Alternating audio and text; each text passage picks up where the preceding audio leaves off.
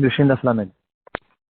Dans notre daf, la phrase connue, Barati Eterara, Barati lo Torah Tavlin. Hachem, il nous dit, j'ai créé le Eterara, mais sachez que j'ai créé aussi le remède pour convaincre ce Eterara, c'est la Torah, l'étude de la Torah, et c'est en fait la seule manière, c'est Hachem qui nous témoigne, lui qui connaît le Eterara parce qu'il l'a créé, il nous témoigne que la seule possibilité de convaincre le Eterara, c'est l'étude de la Torah. Les Balei Moussar, ils essaient d'expliquer cette phrase. Qu'est-ce que ça veut dire Barati Torah Tavlin? La Torah, c'est une épice contre le Eterara. On aurait dû dire une épée peut-être contre le Eterara, pas une épice. Qu'est-ce que ça veut dire cette épice? Et, comme c'est quand même un shiur de Moussar, on va essayer de ramener quelques poskim qui ramènent halakha le maaseh l'importance de l'étude du Moussar qu'il y a à chacun des Bnei Israël, chacun d'entre nous. On doit étudier le Moussar, même un petit peu, une halakha qui a été même tranchée jusqu'au Mishnah Berurah. Il nous dit chacun est obligé d'étudier du Moussar tous les jours, même un petit peu, mais il y a ici une très grande importance, l'étude du Moussar, qui vient accompagner la Torah. En fait, certains poskim même disent carrément que quand on nous dit que la Torah c'est l'épice contre les Terara, on parle ici du Limud Moussar. Mais quoi qu'il en soit, de notre temps, le Moussar, il est obligatoire pour pouvoir convaincre le Terara. Notre étude de la Torah, elle n'est pas à une force comme ils avaient à l'époque, et donc on est obligé de compléter avec l'étude du Moussar, qui est lui-même une étude de Torah, et c'est que comme ça qu'on peut en fait convaincre le Terara. C'est en rapport aussi avec maintenant Rosh Hashanah qui approche, les bonnes kabbalotes qu'on prend sur nous, et Rav Israël Salanter il disait tout le temps que il n'y a pas une vraie possibilité de faire tchouva sans prendre sur nous premièrement d'étudier le Moussar, parce que c'est en fait le seul moyen de convaincre le Terara. On va d'abord commencer par l'explication de cette magnifique phrase qui nous dit que Hachem nous a créé le Terara et il a créé contre lui une épice. Et là, on comprend pas. L'épice, au contraire, en général, elle vient donner un goût au plat. Et donc, qu'est-ce que ça veut dire qu'on donne un goût au Terara avec la Torah? On comprend pas du tout ce que c'est cette épice.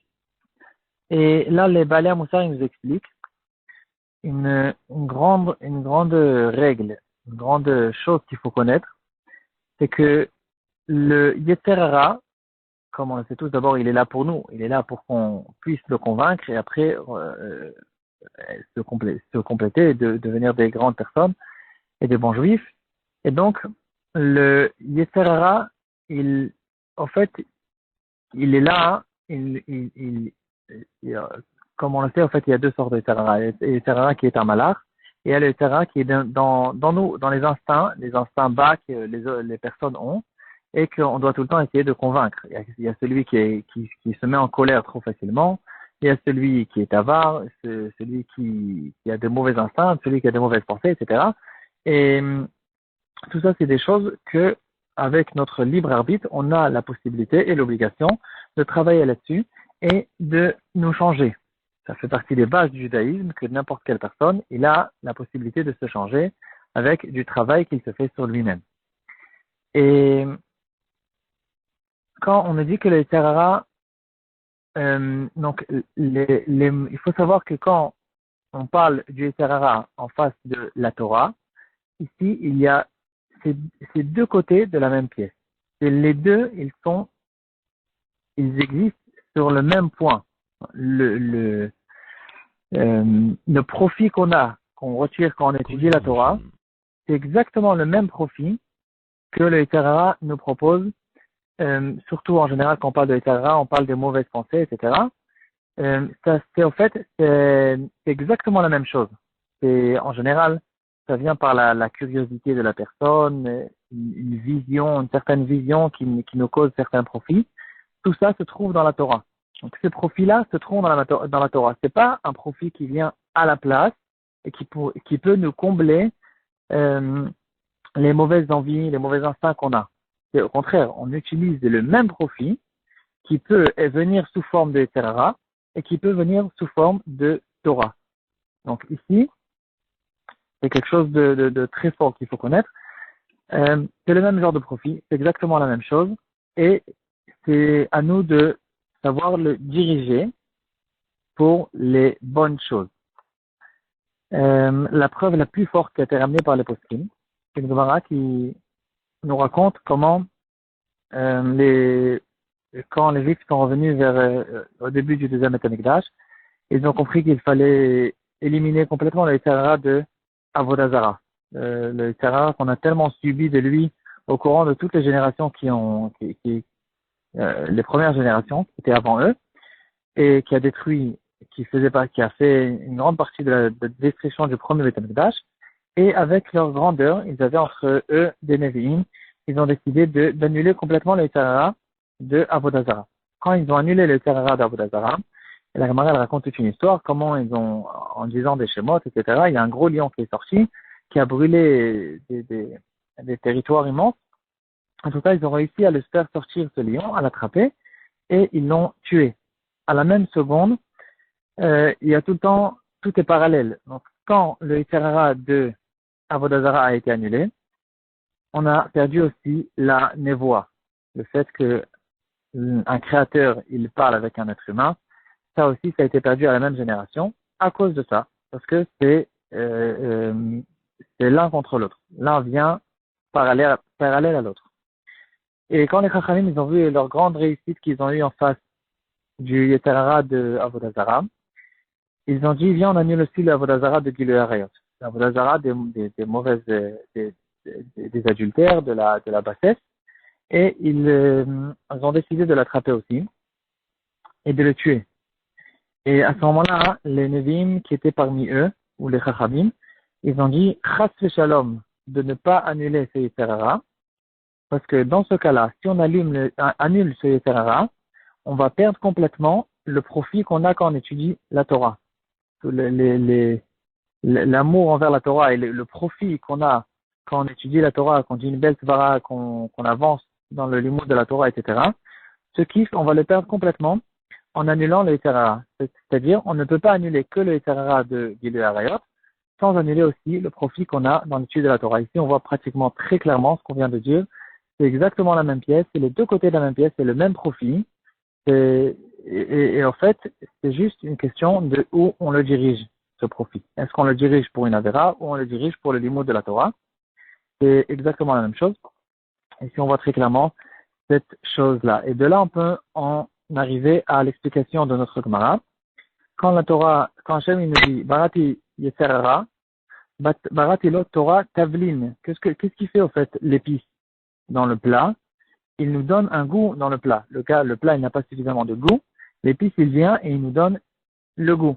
Et là, Hachem il nous dévoile ce secret.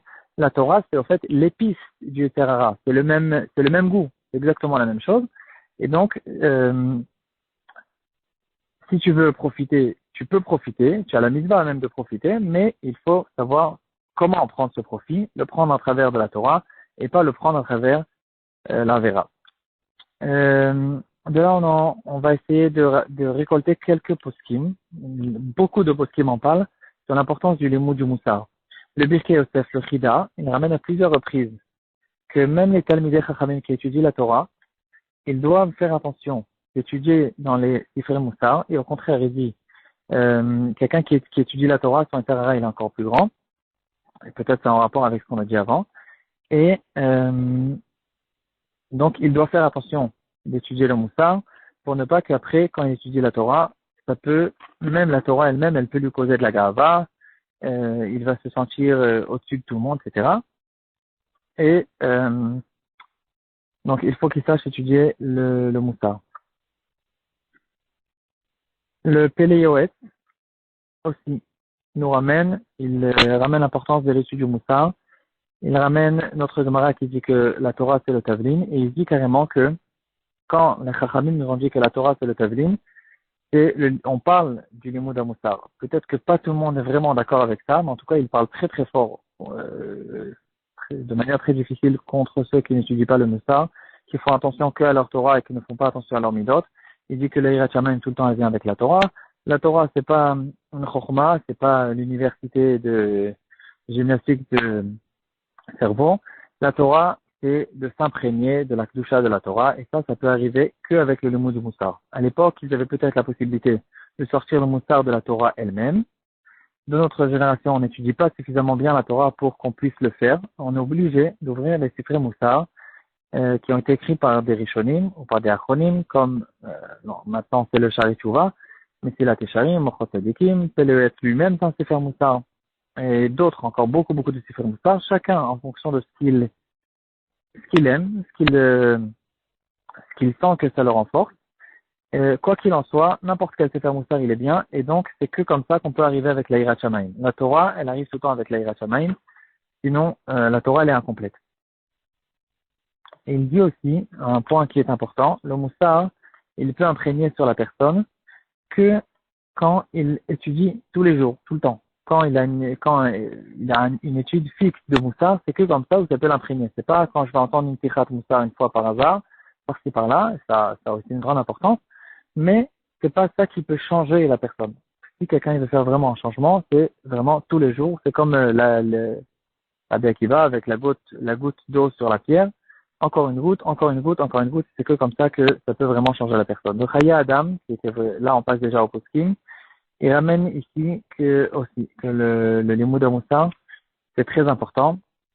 Le Yaharot de vache de Rav Yonatan Abeshik aussi, il dit, 1 heure ou une demi-heure de Moussar tous les jours, c'est le remède de la vie.